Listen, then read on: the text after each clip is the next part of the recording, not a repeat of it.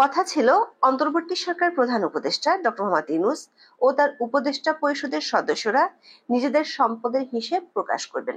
আজ থেকে ঠিক 10 মাস আগে জাতির উদ্দেশ্যে ভাষণে ডক্টর ইউনূস ঘোষণা দিয়েছিলেন তিনি নিজে সহ সকল উপদেষ্টা দ্রুততম সময়ের মধ্যে তাদের সম্পদের হিসেব বিবরণ প্রকাশ করবেন।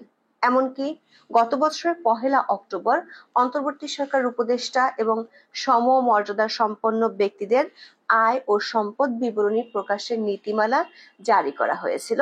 এমনকি উপদেষ্টাদের সম্পদের বিবরণী প্রকাশের জন্য আবেদন করে ডক্টর ইউনূস বরাবর চিঠিও দেওয়া হয়েছে।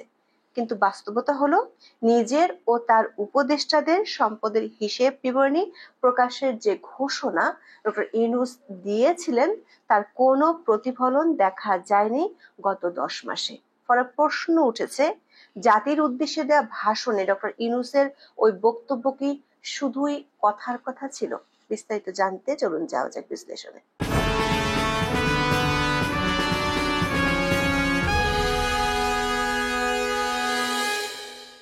বাংলা একটি কথা আছে, যে যায় লঙ্কায় সে হয় রাবণ। বাংলাদেশের মন্ত্রী সাংসদদের বিরুদ্ধে ক্ষমতার অপব্যবহার ও দুর্নীতির অভিযোগ শুধু দেশের মানুষই নয়, দেশের বাইরে ছড়িয়ে পড়েছে। এক সময় বাংলাদেশ দুর্নীতিতে পরপর 5বারের জন্য বিশ্ব চ্যাম্পিয়ন হয়েছিল। গত বছরের 5ই আগস্ট শেখ হাসিনা সরকারের পতন হলে 8ই আগস্ট দায়িত্ব নেন ডক্টর ইউনূস ও তার উপদেষ্টা পরিষদ। কয়েক দফা সে পরিষদের কলেবর বেড়েছে। দায়িত্ব নেওয়ার পর অধ্যাপক মোহাম্মদ ইউনূস জাতির উদ্দেশ্যে প্রথম ভাষণ দেন গত বছরের 25 আগস্ট। সে ভাষণে তিনি তার সরকারের কর্মপরিকল্পনা তুলে ধরেছিলেন। বলেছিলেন তার সরকার দুর্নীতির বিরুদ্ধে স্পষ্ট অবস্থান গ্রহণ করেছে। তারই অংশ হিসেবে স্বচ্ছতার প্র্যাকটিস তিনি ঘর থেকেই শুরু করতে চান। তাই তার উপদেষ্টা পরিষদের সকল সদস্যকে দ্রুততম সময়ের মধ্যে তাদের সম্পদের হিসাব বিবরণী প্রকাশ করতে হবে। পর্যায়ক্রমে এটি সকল সরকারি কর্মকর্তাদের ক্ষেত্রেও নিয়মিত ও বাধ্যতামূলক করার কথা তিনি ওই ভাষণে জানিয়েছিলেন।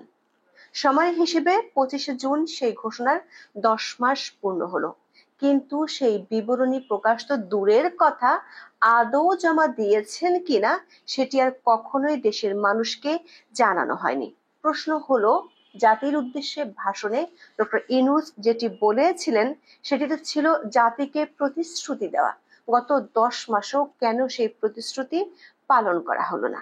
10 মাসে যে সম্পদের হিসেব প্রকাশ করা হলো না সেটি কি প্রতিশ্রুতির অবমাননা বা সরকারের ব্যর্থতা নয়?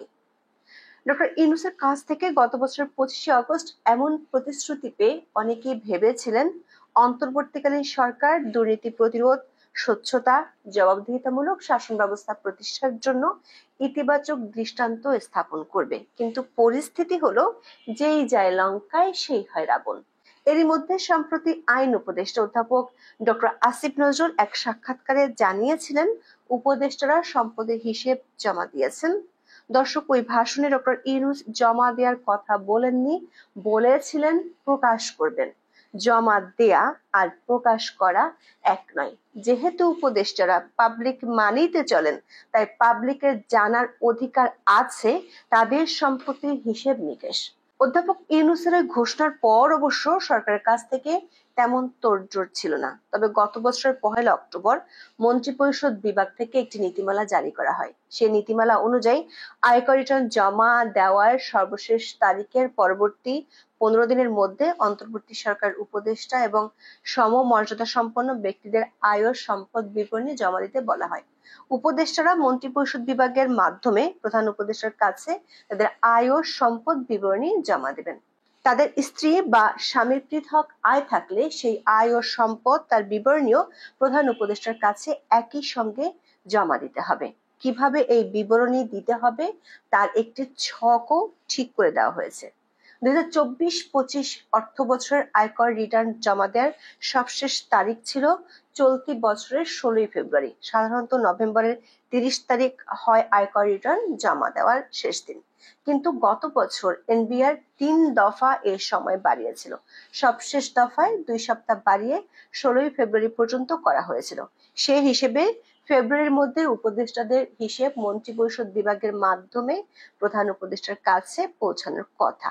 ডক্টর আসিফ নজরুলের কথা যদি সত্যি হয়, তাহলে গত 4 মাসেও এই হিসেব জনসমক্ষে প্রকাশ করা হয়নি। গত বছরের 5 ডিসেম্বর উপদেষ্টা পরিষদের সদস্যদের সম্পদের হিসেব চেয়ে একজন ব্যক্তি প্রধান উপদেষ্টার কাছে চিঠি দিয়েছিলেন, কিন্তু সবশেষ তথ্য হলো সেই চিঠির জবাব তিনি এখনো পাননি।